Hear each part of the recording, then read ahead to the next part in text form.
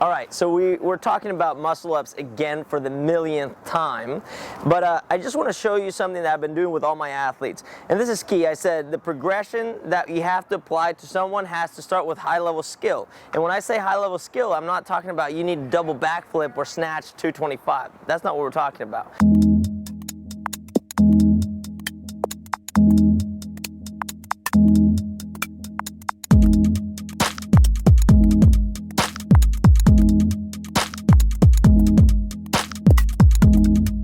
We're talking about, are you capable of taking the system, rolling it back and forth, and being able to stay connected and integrated in the structure, meaning that I don't have my butt off, my back isn't breaking, my shoulders aren't breaking, my neck isn't breaking, all these things. So I need to be able to go back and forth as a rigid, well, I don't know how you would say that, but pretty strong shape that can just kind of be manipulated, molded.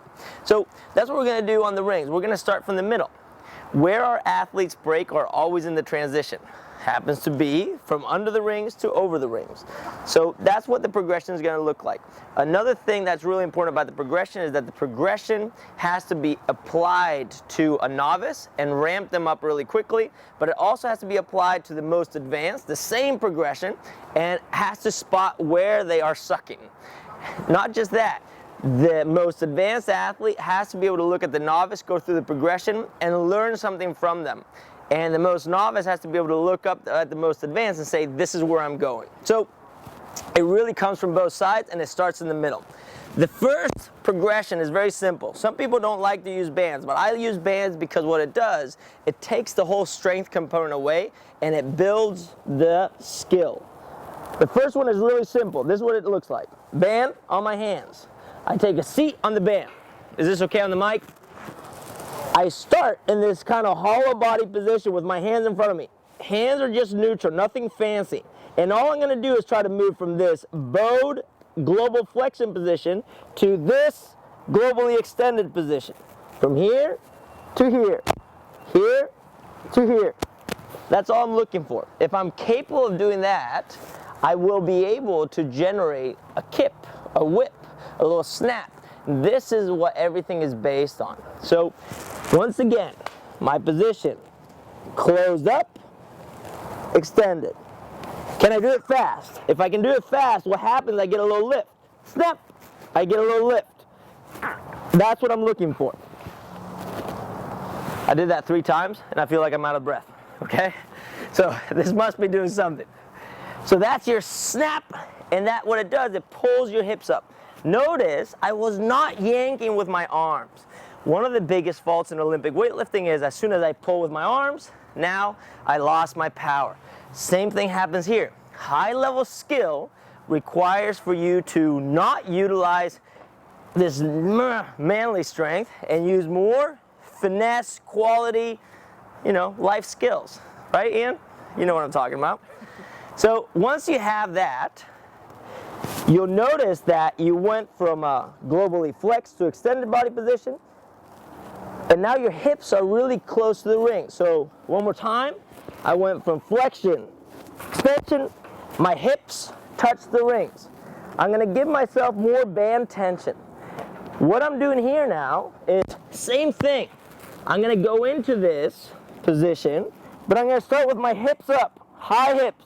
From here, I'm going to do the fastest sit-up over the rings I've ever done. When I did this, I did not initiate the pull with my arms. I'm trying to initiate the pull in my hips. Hips! If I can do that, I will guarantee that I'm doing extension, flexion. It's the same thing that we just drilled in the beginning. This position, this movement. Once I hit extension, I flex. Once I hit extension, I flex. If I can do that, I will guarantee that I have a good turnover on the transition. So, that being said, we haven't talked about hand position on the rings or anything, or grip or anything weird. We're just talking about what does it look like to turn it over. My receiving position is obvious. It's the deepest dip I've ever done, and all I'm going to do is just keep my legs in front of me.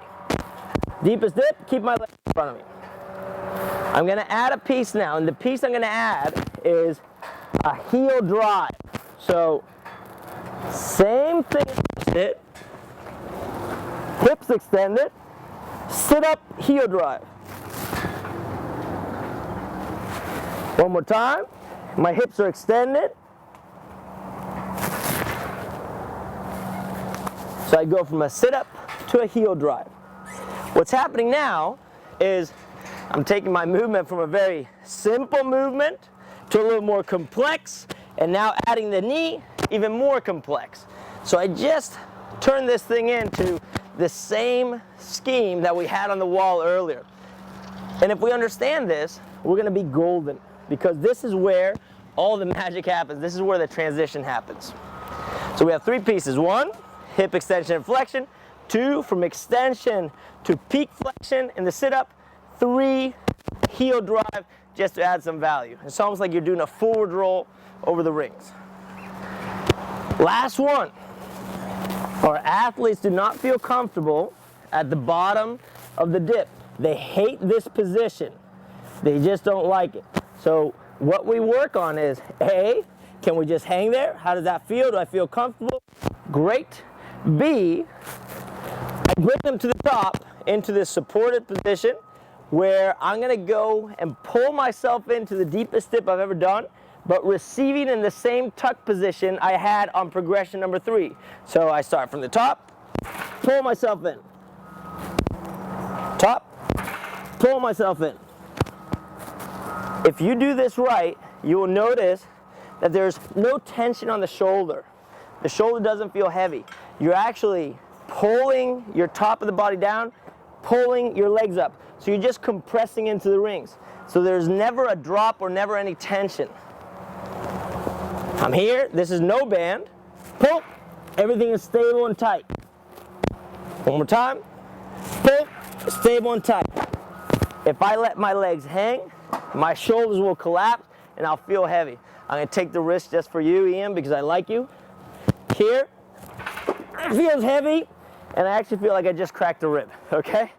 So that's the last one. And once again, I'm breathing heavy right now, okay? I don't know if it's the oxygen here or what's going on, but I'm tired. So let's repeat this really quick.